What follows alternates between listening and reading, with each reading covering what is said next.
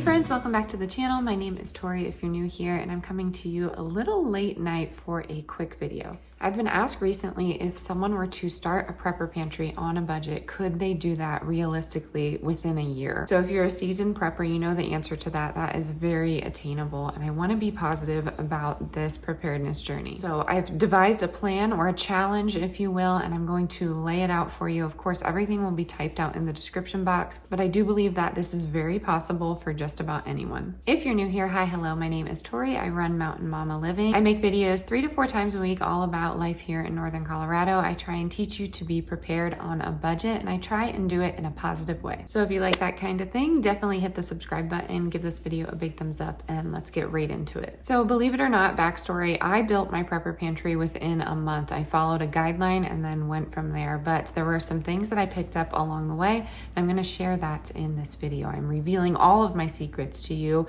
about storing food and supplies for your family. This video is going to be dedicated to food supplies, and there are some items in the grocery store for just under $10 a week that can be essential for a preparedness scenario. All right, week 1, you are going to grab 2 bags of flour, 2 bags of rolled oats, and 2 jugs of water. I will be doing all of these prices at Walmart. I think that's the best place to do it. I'm gonna let you in on a little secret. Water is going to be with every week. If you can get more water and spend a little extra in your budget, that will be awesome as well. Flour is great to have on hand. It is super filling. You can do a lot with it. I always make bread. You don't need yeast to make bread. You just need to have an open mind when it comes to that. And then oats are another ingredient that is super filling, and you can do a lot with it. If you are gluten-free, you might have to figure out a way to get your hands on some sourdough or a gluten-free flour that you enjoy, but oats can also be used as a gluten-free flour. All you have to do is grind it down. So if you can't do flour, just grab some extra oats and some extra water for week 1. Week 2, the dreaded rice and beans. I know everyone talks about rice and beans, but it's a complete meal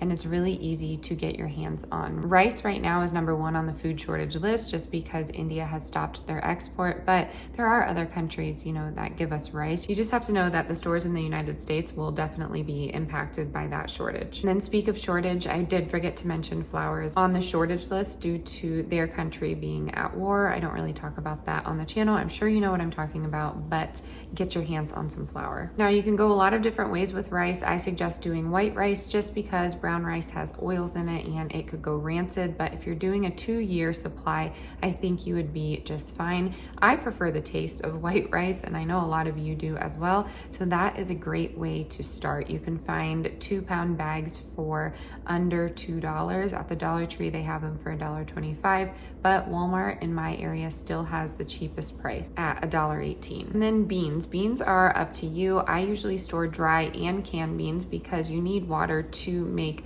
those dried beans. And to be honest, it may take a while to cook, so canned beans are always great to have in that scenario. You can pick up 2-pound bags at Walmart of any type of dried bean that you would like, again for under $2, and then the cans are going to be under $1. Sometimes they are 88 cents. Dried beans, you're going to get a little bit more bang for your buck. You're going to get a little bit more nutritional value. I do add a teaspoon of vinegar to all of my dried beans just so I can digest them a little easier. And then of course for week 2, you're going to pick up some water as well. I am finding it at Walmart, or if you want a real challenge, you could go to findaspring.com. It's always linked in my description box, and find a spring near you and just start stocking up on water containers that you can fill with fresh spring water. Of course, in the event of an emergency, it's always nice to have some empty water totes that you can take with you in case you need to fill up, but you may need to filter that water, so you have to keep that in mind. That is why having any sort of water stored is super important. Don't hate on a case of water. That could help you in an emergency. I just would not store it longer than a year. Week 3, we are stocking up on canned vegetables and canned proteins. Canned proteins are great to have. Tuna is going to be the cheapest one in my area, then chicken, then beef. But of course you could get fancy with it and get some canned salmon. Canned proteins I used to hate on all the time. I didn't think that they tasted good, but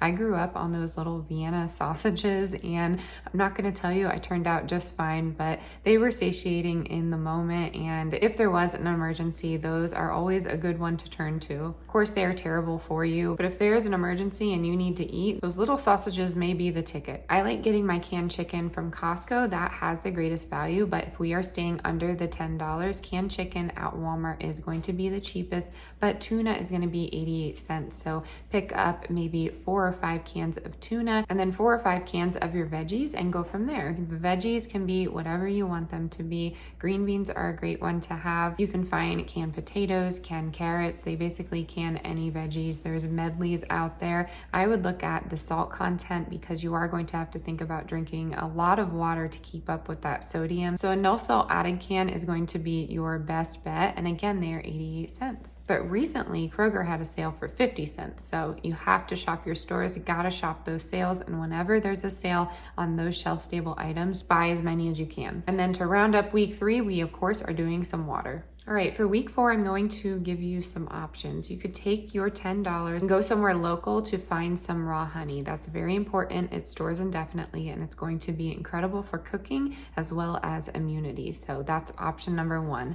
Option number 2, you're going to take the whole $10. You're going to find a ready-made meal, like maybe some soup in a can or chili in a can or those curry packets that have lentils, and you are going to buy about $8 worth of that. So you could get about 6 of those items at Dollar Tree if you wanted to, but Walmart is going to come in clutch. Again, the great value cans of chili and their soup are going to be super cheap, and sometimes I see them for $1.02. So you have to look. I have found that the Walmart prices vary and they are within 20 miles of each other, but of course that is different for every area. You of course are going to buy some water to tack on to week 4, and then that will bring you to your $10. That is your month. That is your month to get started. You are going to spend $40 and that's going to start your preparedness pantry. Whether you are starting for just yourself or maybe for you and your family, your neighbors, maybe your friends, it's so important to store food right now. You never know what is going to happen. I prepare for